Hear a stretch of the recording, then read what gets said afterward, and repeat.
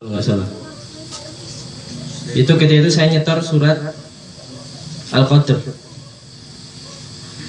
Ketika sampai ayat keempat, kalau nggak salah keempat ya, bunyinya Tanzilul malaikatu waruhu fiha bidzikri min kulli amr. Nah, waktu itu saya nyetor ayat 4 itu tertukar dengan surat Al-Ma'arij kalau nggak salah ya. Kalau salah tolong diislah, tolong dibenarkan. Ta'arujul malaikatu waruhu ilaihi fi yaumin kana miqdaruhu 50,000 sanah. Saya salah itu terus muhafiznya ketawa. Oh salah. Saya malu. Mau dibenerin saya jangan dulu. Itu surat Al-Qadr ya, surat yang pendek, juz 30. Kemudian ntar dulu saya mau benarkan. Saya benarkan, salah lagi, ketukar lagi. Habis itu muhafiznya ketawa, saya tambah malu lagi. Kemudian ntar dulu jadi benerin. Saya coba dulu. Salah lagi. Masya Allah, saya bisa terdiam bentar Ustaz, bentar Ustaz. Saya lanjutkan lagi. Salah lagi juga. Masya Allah. Habis itu ya akhirnya dibenarkan sama Ustaz Rasid. Yang menarik pada saat itu, hari itu ya, Al-Qadr itu saya gunakan kalau nggak salah lebih dari dua kali atau lebih dari sekali saat sholat sunnah. Dan itu surat yang saya rasa sering saya baca. Dan alhamdulillah seingat saya selama umur hidup saya setelah Al-Qadr itu juga nggak pernah salah. Kok di sini bisa salah gitu ya? Yang depan saya hafal, kalau yang belakang salah. Termasuk surat yang sering saya baca juga. Karena pendek kan, buat sholat sunnah juga enak gitu kan. Habis itu setelah Al-Qadr itu masih ada surat-surat pendek yang lain. Saya nggak nyetor. Udah Ustaz, saya berhenti dulu. Padahal bentar lagi takbir tuh. Saya berhenti dulu aja Ustaz. Habis itu udah saya langsung gelar kasur ya. Introspeksi diri waktu itu. Ternyata dari lewat daurah ini di sini ternyata saya diberikan teguran juga sekaligus ibrah dari Allah SWT bahwa saya itu langsung terpukul dalam hati gini, ente itu nggak punya ilmu itu cuma punya Allah. Al-Qadr aja ente nggak bisa gitu kan. Kalau kata hati anak gitu ya, mukul diri sendiri ya. Kan juga bahkan malaikat pun juga bilang di surah Al-Baqarah ya, qalu subhanaka la ilma lana illa ma 'allamtana. Malaikat aja bilang nih ilmu mereka ini nggak punya ilmu kecuali apa yang diajarkan Allah SWT. Ya, ternyata itu juga yang saya rasakan di sini ya. Mungkin sebelumnya nggak pernah saya rasakan. Ya, mungkin dari teman-teman masih banyak pelajaran ya.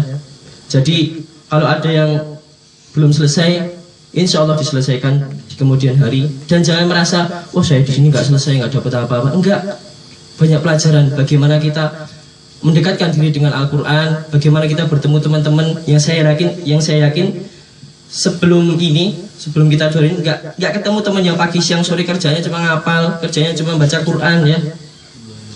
Nggak akan, saya yakin nggak ada. Cuma di sini, alhamdulillah, masya Allah.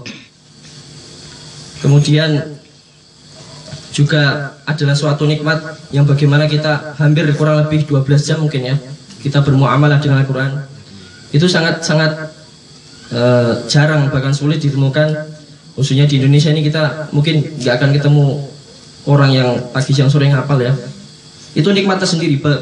Bayangkan bandingkan berapa orang tuh ada yang pengen ngapal, nggak punya waktu, ada yang pengen ngapal, ya ada gurunya. Itu suatu kenikmatan yang sangat besar ya, yang salah satunya kita dapatkan dari daurah ini. Dan juga masih banyak kenikmatan lain yang mungkin kalau saya ceritakan seharian nggak mungkin cukup ya.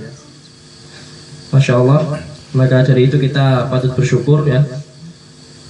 Mungkin itu sedikit pengalaman sekaligus ibrah saya, mungkin bisa buat kedepannya buat antum-antum semua.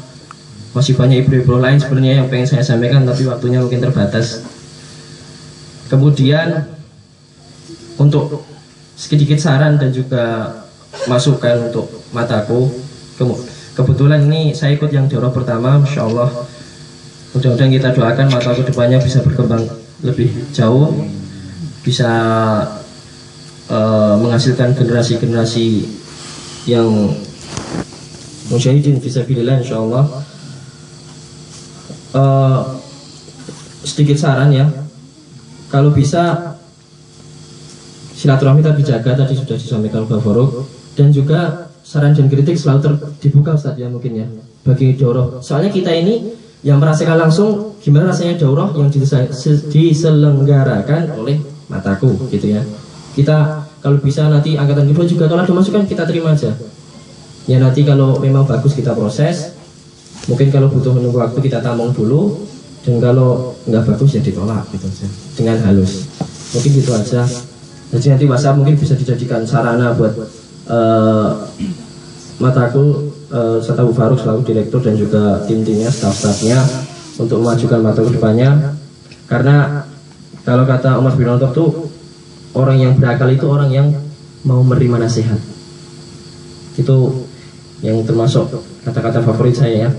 Dan pada realitanya orang-orang sekarang ini kalau kasih nasihat ya untuk ndaplek mungkin ya.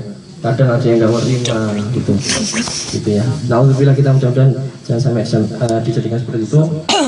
Mungkin ini sedikit dari saya. Ada benarnya datangnya dari Allah, ada salah dan luput datangnya dari saya dan dari syaitan. Aku qouli hadza astaghfirullah wa lakum.